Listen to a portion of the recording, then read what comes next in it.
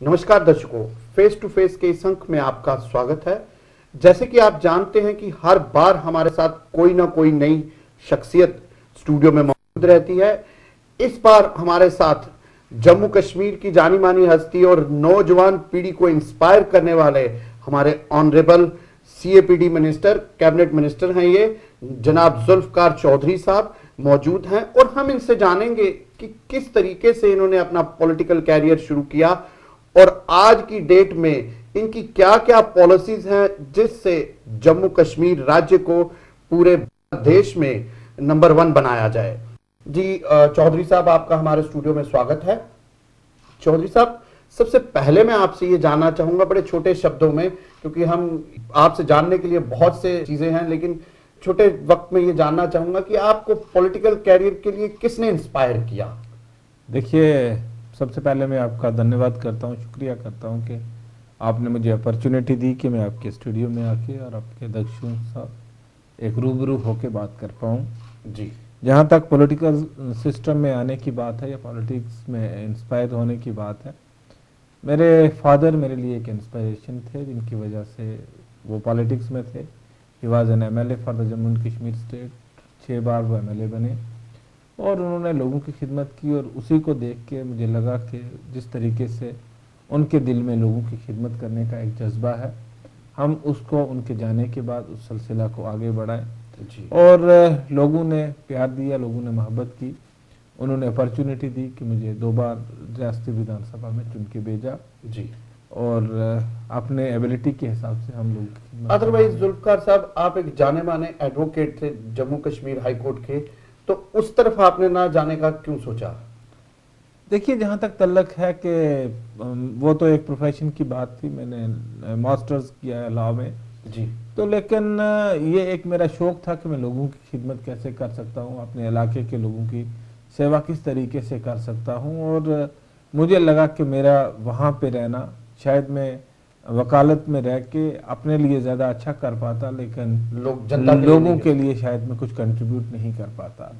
तो यही एक सोच लेके मैं पॉलिटिक्स में आया और उसी ने सोच का नतीजा है कि आज मैंने अपने इलाके में जो एक डेवलपमेंट का सिनेरियो बदला जी, एक लोगों को नई दिशा दी, एक नया एटमॉस्फेयर क्रिएट किया, लोगों को बताया कि डेवलपमेंट कहाँ कैसे होती है।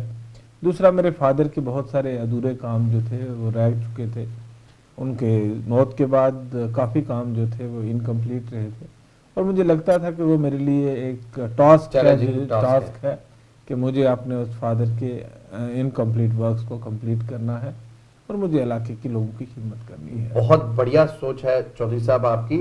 चौधरी साहब, इसके साथ साथ मैं आपसे ये पूछना चाहूंगा कि आपका एरिया, जो इलाका जो है, जो आपकी कॉन्स्टिट्यूएंसी है, बड़ी टफ कॉन्स्टिट्यूएंसी है, तो क्या आप उस टफ कॉन्स्टिट्यूएंसी में जो जो डेवलपमेंट आपने की है अभी तक सेटिस्फाइड है या और कुछ ऐसा कुछ करना चाहते हैं जिससे उस कॉन्स्टिट्यूएंसी को आगे बढ़ा सके?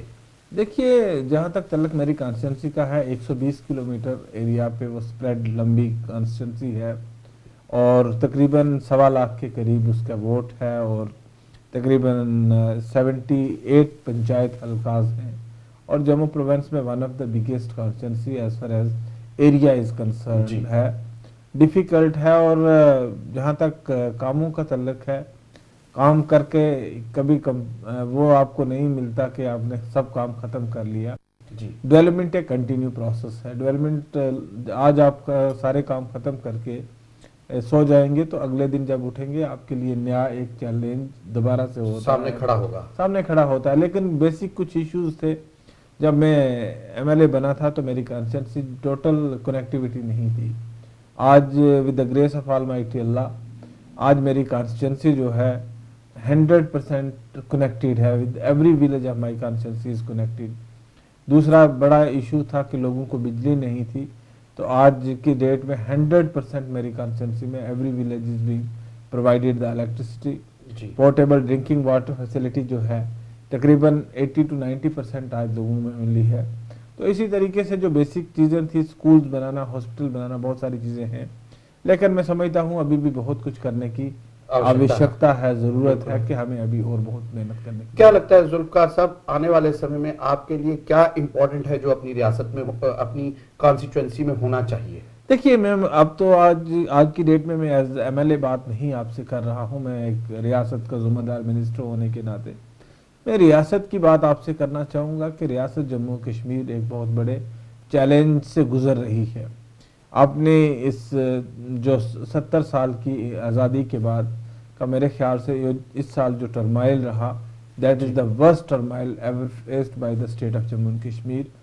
फर्स्ट ऑफ ऑल हमारी यही एक्सपेक्टेशन है, तवक्को है कि हालात जल्द से जल्द बेहतर हो जाएं और जो जितना भी लोगों का नुकसान, हाँ काफ़ी हद तक ठीक भी हुए हैं, और जितना जल्दी से हालात नॉर्मलसी की तरफ आए हम डेवलपमेंट, क्योंकि हमारा जो एक लक्ष्य है वो ये है कि minimum government and maximum governance, हम एक गवर्नमेंट विद डिफरेंस देना चाहते हैं लोगों को। हमने बीजेपी के साथ अलायंस किया, हालांकि हमारे आइडियोलॉजिकल बहुत डिफरेंसेस थे बीजेपी के साथ, लेकिन हमने रियासत की सिचुएशन को, समीकरण को समझते हुए एक जमात के साथ, एक देश के साथ, एक देश की बड़ी पार्टी के साथ हाथ मिलाया और इस देश के एक बड़े लीडर के साथ हाथ मिलाया कि ताकि हम इस रियासत को इस बबर में से निकाल सकें और डेवलपमेंट कर सकें। सिंस 1947 हमारी रियासत को जहां होना चाहिए था, हमारे जितना यहाँ पे फंड्स आते हैं, जितना पैसा यहाँ की रियासत की डेवलपमेंट के लिए आता है, वो पैसा रियासत की डेवलपमेंट के बजाय यहाँ के सिक्योरिटी सिनेरियो पे खर्चा जाता है जी। और हमारा जो लिमिटेड वर्किंग सीजन होता है वो कभी ना कभी अनरेस्ट की वजह से या दूसरे हालात की वजह से हमारी स्टेट की इकानमी बहुत तबाह हो चुकी है। उस इकानमी को दुरुस्त करने पे तो जहां हमें लोगों को बुनियादी चीज़ें फराहम करने की ज़रूरत है, सड़क बनाने की ज़रूरत है, पानी देने की ज़रूरत है, अस्पताल बनाने की ज़रूरत है, better medical care facility provide करने की ज़रूरत है, वहीं हमें और चैलेंजेस में हमारी सरकार उलझ जाती है। तो हम यही चाहते हैं कि हमें एक अच्छा समय मिले, अच्छा वक़्त मिले, अच्छा माहौल मिले, ताकि हमें जिस लोगों ने जिस अपेक्षा के साथ, जिस उम्मीद के साथ चुन के भेजा है, हम उनकी उम्मीदों पे पूरा खरा उतर सके। मतलब आपका छोटे शब्दों में मानना यह है कि अगर प्रॉपर समय मिले तो हम लोग अच्छी डेवलपमेंट को अंजाम दे सकते हैं और दे भी रहे हैं। डेफिनेटली जी। जुल्फकार साहब, अब आपके डिपार्टमेंट की तरफ आए। सीएपीडी डिपार्टमेंट एक अहम डिपार्टमेंट है जो लोगों को खाना देता है, खाना मुहैया करवाता है, और खाना इंसान के लिए बहुत अहम चीज है। तो किस तरीके की आप स्कीम्स और किस तरीके की पॉलिसीज बना रहे हैं जिससे एक गरीब आदमी तक प्रॉपर तरीके से वो राशन पहुंच सके? देखिए जनाब, जहां तक महकमा food and civil supplies and consumer affairs का ताल्लुक है, ये एक बड़ा चैलेंजिंग डिपार्टमेंट है जी। और जब मैंने इसका डिपार्टमेंट का रिस्पॉन्सिबिलिटी संभाली थी तो बहुत बड़ा एक क्राइसिस में था ये डिपार्टमेंट के उस वक्त रियासत की आबादी जो थी वो 1,25,00,000 हो चुकी थी, और हमें जो राशन गवर्नमेंट ऑफ इंडिया की तरफ से मिलता था वो सिर्फ 99 लाख पॉपुलेशन के लिए मिलता था। तकरीबन 26 लाख पॉपुलेशन के लिए हमारे पास कोई फूड ग्रेन्स अवेलेबल ही नहीं थे। तो हमने आते ही एक बड़ा अहम फैसला लिया कि हमने रियासत में नेशनल फूड सिक्योरिटी एक्ट को लागू किया, और नेशनल फूड सिक्योरिटी एक्ट को लागू करने से हमने लोगों को सस्ते दामों पे राशन प्रोवाइड किया। 2 रुपये और 3 रुपये किलो आटा और जो चावल है वो लोगों को प्रोवाइड करना स्टार्ट किया, और हमने तकरीबन एक रेशनलाइज करके राशन को, जो लोगों को पहले हमारे पास 7,51,000 मेट्रिक टन राशन ही आता था, हमने राशन को तकरीबन डबल कर दिया। 12 लाख मेट्रिक टन हमारी प्रोक्योरमेंट है पर ईयर। तो उसके अलावा जब हमने नेशनल फूड सिक्योरिटी एक्ट लागू किया तो हमने लोगों को food as a matter of right दिया जी। बिल्कुल, ये फर्स्ट टाइम है जम्मू कश्मीर की हिस्ट्री में कि आज लोगों को food as a matter of right मिल रहा है। ये कोई चैरिटी नहीं है कि अगर हम किसी को फूड देते हैं तो हम कोई एहसान नहीं करते, वो उसका तो as a matter of right हमने फूड दिया। दूसरा, हाईली सब्सिडाइज दिया। आज अगर आप कहीं पे चले जाओ तो आपको बाजार में सबसे सस्ती चीज अगर कोई मिलती है तो वो राशन की दुकान ही मिलती है, जहाँ से सस्ते दामों पे राशन मिलता है। इसके अलावा हमने एक बड़े जो कवर था पॉपुलेशन का उसको इंक्लूड किया, और पहले बीपीएल सिर्फ 26 लाख लोग थे, हमने उसको बढ़ा के 74,13,000 लोगों को हमने प्रायोरिटी हाउस होल्ड में, जिनको बीपीएल के जुमरा में डाला, और 45 लाख लोगों को हमने अबव पॉवर्टी लाइन कैटेगरी में रखा। इसके अलावा बहुत सारे लोग ऐसे भी थे इस रियासत में जिनको राशन की आवश्यकता नहीं थी कि वो हमारे स्टोर से राशन ले, लेकिन राशन कार्ड की उनको जरूरत होती थी। हमने फर्स्ट टाइम ये डिवाइस किया कि लोगों को हम एक राशन कार्ड ऐसा प्रोवाइड करेंगे जो नॉन राशन पर्पसेस के लिए होगा, लेकिन उनको अदर पर्पसेस जो है वो सफाइस करेगा, वो हल करेंगे। तो इसलिए हमने तकरीबन 6 लाख लोगों को एक्सक्लूड भी किया और 6 लाख लोगों को हमने नॉन राशनी राशन कार्ड प्रोवाइड किए और 74 लाख लोगों को बिलो पॉवर्टी लाइन लेवल पे 2 रुपये और 3 रुपये पे राशन दिया। और इसमें सप्लीमेंट्री जब राशन की कमी का एक लोगों की तरफ से आ रहा था कंसर्न की शायद हमने राशन का स्केल रिड्यूस हुआ, हमने रियासत में एक तकरीबन 500 करोड़ रुपए अपने स्टेट एक्सचेकर पे बर्डन डालते हुए एक नई स्कीम बनाई जिसका नाम Mufti Mohammad Sayeed food entitlement scheme है। क्योंकि जब नेशनल फूड सिक्योरिटी एक्ट हमने 2 दिसंबर 2015 को लाया था तो उस वक्त मुफ्ती साहब भी इस रियासत सरबराही कर रहे थे, चीफ मिनिस्टर थे, तो उनका उस वक्त मुझे दिशा यही थी, डायरेक्शन यही थी कि अगर आपको कुछ और सप्लीमेंट करना पड़ेगा तो आप इसको रियासत सप्लीमेंट करे, उसमें लोगों को राशन की कमी नहीं आनी चाहिए। लेकिन उनका अनफॉर्चुनेटली देहांत हो गया, बीच में ही वो चले गए। तो जब हमारी हुकूमत बनी हमने पहला निर्णय यही लिया कि हम उन्हीं के नाम से एक नई स्कीम रियासत में लागू करते हैं। सो जो डेफिशिएंट फूड अगर कहीं पे था तो उसको हम सप्लीमेंट करके राशन को दें।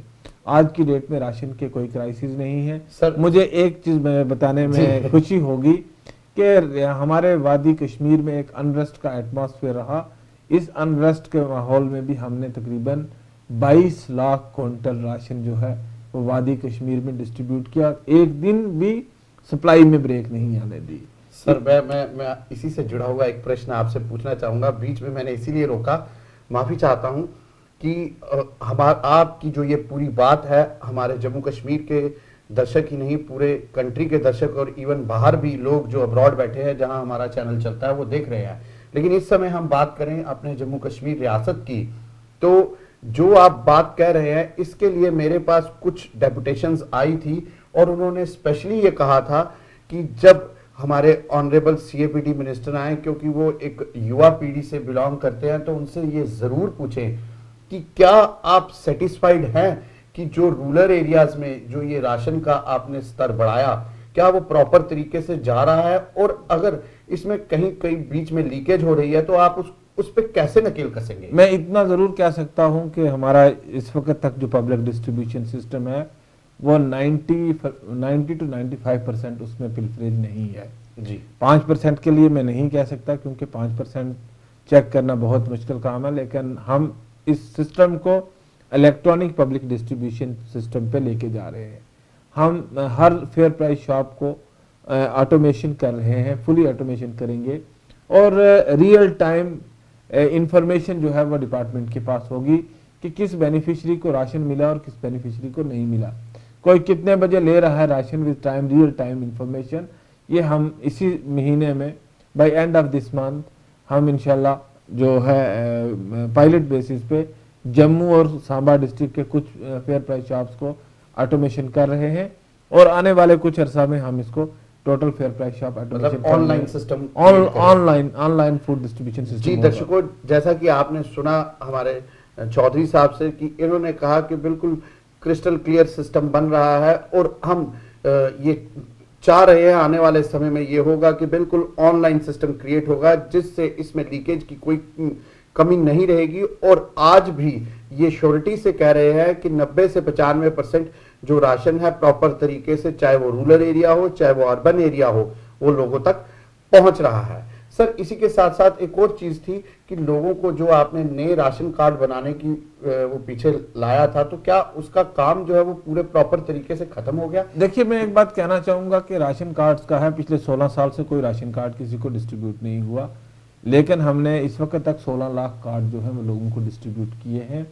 और इससे पहले पिछले 15-16 साल में कोई बाइफ्रिकेशन नहीं हुई, एक घर के 4-4 घर भी बन गए थे लेकिन एक ही राशन कार्ड पे वो अभी अपना गुजर औकात चला रहे थे। हमने बाइफ्रिकेशन ऑफ राशन कार्ड किया, ट्राइफ्रिकेशन किया, जितनी जितनी जरूरत थी उसके एक पीरियड समय दी।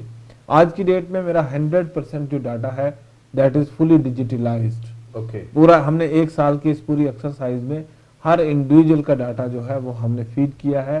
और राशन कार्ड लेने के लिए अब किसी को भटकने की जरूरत नहीं। अगर किसी को चाहिए, आपको चाहिए या मुझे चाहिए या किसी को चाहिए, वो एक क्लिक ऑफ बटन पे ईपीडीएस पोर्टल पे जाए और ईपीडीएस पोर्टल पे अपना नाम डालेगा, अपने उसका राशन डिपो का नंबर डालेगा, अपने राशन डिपो का डालेगा, within no minutes he can take the print out of his own ration card. और हमारा तकरीबन 100% जो इस वक्त है डाटा जो है ऑन रिकॉर्ड है और डिजिटलाइज्ड है। बिल्कुल ठीक कह रहे हैं, इसमें तो कोई दूसरी राय नहीं, ये तो हम लोगों ने भी देखा है, इसमें कोई शक का गुंजाइश ही नहीं है। जी चौधरी साहब, बातें तो आपके साथ बहुत करने के लिए, क्योंकि आप एक युवा लीडर भी है जिसके साथ साथ एक डायनेमिक मिनिस्टर है, लेकिन क्या कहें कि समय की कमी है। समय की कमी को देखते हुए एक आखिरी प्रश्न आपसे पूछना चाहूंगा। एक तो सेंट्रल गवर्नमेंट की पीछे स्कीम आई थी, दो चीजें आपकी कॉन्स्टिट्यूएंसी, एक कॉन्स्टिट्यूएंसी से जुड़ी हुई और एक रियासत से जुड़ी हुई, जो आपने पीछे गैस सिलेंडर और जो कुकिंग गैस है वो डिस्ट्रीब्यूट की, तो क्या अभी तक कितनी हुई और कितनी आई है और कितनी देर में डिस्ट्रीब्यूट होगी? देखिए, एक नई स्कीम जो है गैस को लेके, जो एलपीजी लोगों को खाना बनाने के लिए, ये एक नई स्कीम गवर्नमेंट ऑफ इंडिया की तरफ से, प्रधानमंत्री जी की तरफ से शुरू की गई है, जिसका नाम प्रधानमंत्री उज्ज्वला योजना स्कीम की तरफ से ये आई है जी। और एक वर्ल्ड हेल्थ ऑर्गेनाइजेशन ने एक सर्वे किया और उस सर्वे के मुताबिक ये आया कि 5 लाख औरतें जो हैं वो हिंदुस्तान में हर वर्ष मर जाती हैं, जो अनक्लीन धुएं की वजह से, जो खाना बनाने का नहीं, उनके पास सही साधन नहीं होता। तो उसमें एक सोशियो इकोनॉमिक कॉस्ट सर्वे 2011 में हुआ और उसमें उन फीमेल्स को आइडेंटिफाई किया गया जो बिलो पॉवर्टी लाइन रहती हैं और उनको हमने फ्री में गैस कनेक्शन दिए। और हमारी रियासत का तकरीबन 8 लाख का लक्ष्य है और 8 लाख में से हमने अभी तक जो हमारा पहले महीने का टारगेट था, अक्टूबर के महीने का, तो हमारा 1 लाख का टारगेट था। Against the target of distribution of 1 lakh, उसका हमने 1.25 लाख, 1,25,000 के करीब हमने 1 लाख की बजाय 1.25 लाख किया गया। अब हमने उसको टारगेट को करंट मंथ में एंड ऑफ दिसंबर के लिए रिवाइज करके 2,25,000 कर दिया है जी। तो मुझे उम्मीद है कि by the end of ending दिसंबर 2017 रियासत जम्मू कश्मीर में कोई घर जो है वो गैस के बिना नहीं रहेगा। इसमें हमारा एक जो इम्पोर्टेंट फोकस है वो यही है कि हर घर को गैस मिले, श्योरिटी मिले। इसके साथ हम लोगों को इंश्योरेंस कवर दे रहे हैं। अगर किसी की डेथ हो जाती है किसी हादसे में तो उसमें हम 6 लाख रुपए देते हैं। अगर डिसेबिलिटी होती है या इंजर्ड हो जाता है तो 25,000 देंगे और अगर घर को नुकसान पहुंचता है तो 2 लाख का इंश्योरेंस कवर देंगे। इसके साथ हम सेफ्टी क्लिनिक्स भी बताते हैं लोगों को कि इसको किस तरीके से इस्तेमाल करना है। दूसरा, ये बिल्कुल हाईली सब्सिडाइज नहीं बल्कि फ्री गैस सिलेंडर है, फ्री गैस होम ट्यूब है और रेगुलेटर जो है वो फ्री में है। इसके अलावा जो फर्स्ट फिलिंग है वो भी हम लोन बेसिस पे देते हैं। तो ये एक बड़ी अच्छी स्कीम है और रियासत में मुझे खुद मौका मिला, मैंने रियासत की 18 डिस्ट्रिक्ट्स में खुद गया और तकरीबन 25 से 30 हजार फीमेल्स के साथ इंटरेक्शन किया और ये जो प्रधानमंत्री जी का एक सपना था कि घर घर तक गैस पहुंची, हमने उसमें पहुंचाने की कोशिश की। बहुत बढ़िया बात है ये हमारी रियासत के लिए। उसके साथ साथ एक और चीज कि अभी पिछले दिनों में पूरे भारतवर्ष में हमारा जो रजौरी और आगे का डिस्ट्रिक्ट है उसको मनरेगा के तहत नंबर 1 डिस्ट्रिक्ट दिया गया। तो आप वहां उस कॉन्स्टिट्यूएंसी उस एरिया के मिनिस्टर भी है, तो क्या ऐसी आपने उपलब्धियां की, क्या ऐसे काम किए जिससे उनको आपको नंबर 1 चुनना पड़ा, ताकि इसको देखते हुए बाकी कॉन्स्टिट्यूएंसीज के लोग भी उन तक ये संदेश जाएगा कि वो भी ऐसे अपने एरियाज में डेवलपमेंट करें जिससे हमारी जम्मू कश्मीर रियासत भारतवर्ष में नंबर 1 आए। देखिए, जहां तक रूरल डेवलपमेंट डिपार्टमेंट का तल्लक है और इसमें जो हमने रजौरी डिस्ट्रिक्ट जो है मनरेगा में नंबर 1 पे आया है, इसका एक बड़े मकसद यही रहा, इसके रीजनिंग ये रहा कि देखिए साहब, ये क्वेश्चन मैं आपसे इसलिए पूछ रहा हूं, हालांकि ये है डिपार्टमेंट रूरल डेवलपमेंट का, लेकिन बेसिक में वहां का एमएलए, वहां का मिनिस्टर जो है वही काम करता है। तो मेरा कारण यही है पूछने का, क्योंकि आप बेसिक पे थे, ग्राउंड में आप हमारे वहां पे बेसिक ये हुआ करता था कि हमारे माइनर वर्क्स को उठाया जाता था, छोटे छोटे कामों को उठाया जाता था और जिनके ड्यूरेबिलिटी नहीं होती थी, जो दिखते नहीं थे। तो मुझे ये एजाज हासिल है कि जब से हम बने हमने ये निर्णय लिया कि हम ड्यूरेबल काम लेंगे जिससे लोगों को बेनिफिट हो और पब्लिक एसेट्स क्रिएट हो। तो हमने तकरीबन 170 के करीब ब्रिजेस बनाए कन्वर्जेंस करके डिफरेंट स्कीम्स में। हमने मॉडल विलेजेस बनाए, जो मतलब हमने ऐसे ड्यूरेबल एसेट्स बनाए कि कोई भी जाके देख सकता है। It's entirely different from the rest of the state, rest of the country. के रजौरी डिस्ट्रिक्ट में इतना अच्छा काम हुआ कि सारे देश में उसके वो नंबर 1 पे आ गया। तो इसका श्रेय मैं उस कंसर्न डिपार्टमेंट को भी देना चाहूंगा, तो कंसर्न मंत्री जो उस डिपार्टमेंट के हैं उनको भी देना चाहूंगा और लोगों को भी देना चाहूंगा कि लोगों ने उसको एक अच्छे से स्कीम को। चले आप अपना क्रेडिट माने या ना माने, लेकिन जनता और हम तो मानते हैं कि वहां का बेसिक जो होता है वो एमएलए ही होता है। बट एनी हाउ, एक आखिरी प्रश्न, जो कि आपने पहले कहा कि आप अपनी कॉन्स्टिट्यूएंसी के एमएलए तो हैं ही हैं, साथ में जम्मू कश्मीर रियासत के एक बड़े मोजिज लीडर और कैबिनेट मिनिस्टर भी हैं। तो ये प्रश्न आपसे मानना बनता है क्योंकि आप युवा पीढ़ी से जुड़े हैं। आज की डेट में हमारी युवा पीढ़ी जो है वो नशे की ओर बढ़ रही है, तो किस तरीके से उस युवा पीढ़ी को, क्योंकि वो हमारा फ्यूचर है, हमारा मुस्तकबिल है, उसको बचाने के लिए आप क्या अपने जहन में सोचते हैं कि किस तरीके से उस इन चीजों को कसना चाहिए, इन पे नकेल लगानी चाहिए? देखिए, जहाँ तक आपने इस बात की ड्रग्स की बात की, ये बहुत बड़ी वबा है और बहुत बड़ी लानत आज माशरे में आ गई है। मैं इसमें यही कहूँगा कि पेरेंट्स को बच्चों पे कंट्रोल करना चाहिए। ये ऐसी चीज़ है जिसने घरों को तबाह कर दिया, जिसने फैमिलीज़ को ख़त्म कर दिया है। और हमारी लॉ इन्फोर्समेंट एजेंसीज जो हैं उनको भी सख्ती से इस पर अमल करना होगा और सिंसियरली इस पर काम करना होगा। साथ ही साथ में जो पेरेंट्स की मेन रिस्पॉन्सिबिलिटी पेरेंट्स की बनती है, सरकार की जहाँ तक रिस्पॉन्सिबिलिटी है, हम कुछ रिहेबिलिटेशन सेंटर्स के बारे में, स्पोर्ट्स के बारे में, कि बच्चों के अटेंशन जो है डाइवर्शन उस तरफ हो और इससे हम बच पाए। जी बिल्कुल सही कहा चौधरी साहब, बातें तो बहुत है लेकिन फिर आपसे इंटरेक्ट करेंगे, तब तक के लिए धन्यवाद।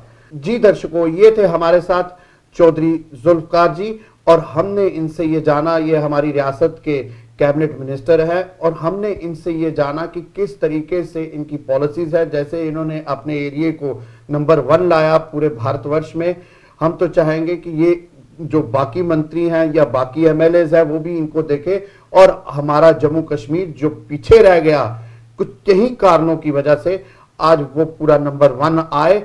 और इन्होंने ड्रग्स के प्रति ये कहा कि हमारा माशरा जो है वो खराब हो रहा है, हमें जो उनके माता पिता है और जो लॉ इन्फोर्समेंट लोग हैं उनको इस पे नकेल कसनी चाहिए। और इन्होंने स्पष्ट शब्दों में कहा कि हमारी जो ऑनरेबल चीफ मिनिस्टर हैं उनका सपना यह है कि हमारी रियासत को किसी भी हालत में डेवलपमेंट की तरफ लेके जाना, जो हम लोग 89 से मिलिटेंसी की चपेट में है उससे दूर करना और अपनी जम्मू कश्मीर रियासत को अहम जोर इन्होंने लगाया कि नंबर 1 रियासत बनाना पूरे देश में। इसी के साथ दर्शकों आपसे विदाई लेंगे, फिर हाजिर होंगे एक नई शख्सियत के साथ, तब तक के लिए धन्यवाद।